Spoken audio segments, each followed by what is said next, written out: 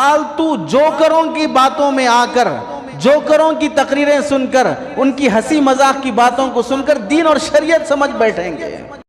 अब हम लोगों ने सैयदना अब्दुल कादिर जिलानी रहमतुल्लाह अलैह की ज़िंदगी से तक़वा सीखा, झूठ बोल छोड़ना सीखा, हलाल हराम की तमीज़ सीखी, माल की मोहब्बत अपने अंदर से ख़त्म की, नमाज़ों और सुन्नतों का एहतमाम किया। कौन से तरीक़े हमने अपने इन बुज़ुर्गों को अपना पेशवा बनाकर अपनाया है। सिर्फ़ और सिर्फ यहाँ अल्लाह वालों का नाम लेकर भी पेट पालने के नित नए तरीक़े हमने शुरू कर लिए हैं।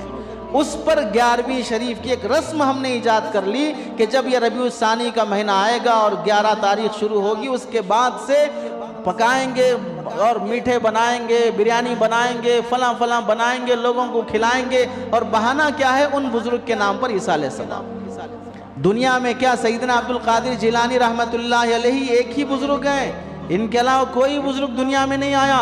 और इसाले सवाब के लिए क्या एक यही महीना बचा हुआ है? 11 महीने 12 महीने में किसी महीने में हम इसाले सवाब नहीं कर सकते। और सवाब पहुंचाने का तरीका भी माशाअल्लाह, टिका कर खाना, हैदराबादी बिरयानी खाना, डबल का मिठा खाना, और फिर ऐसे मज़े से खाने के बाद अल फातिहा बोल के उधर भेज देना जो बच गया है। अब बताइए, सवाब पहुंचाने का ये ज़रिया, ये तरीक़ा।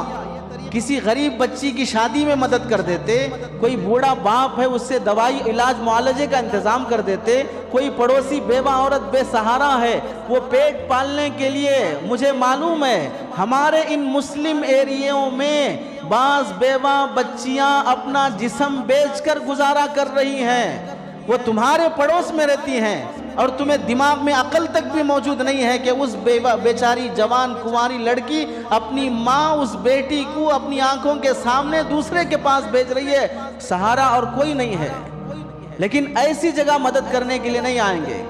फालतू जोकरों की बातों में आकर, जोकरों की तकरीरें सुनकर, उनकी हंसी मजाक की बातों को सुनकर दीन और शरीयत समझ बैठेंगे। फिर जब ऐसे हालात होंगे तो बताइए, अल्लाह की तरफ से चारों तरफ से जकड़बंदी, तंगी, पाबंदी और सख्त हालात क्यों नहीं बनेंगे?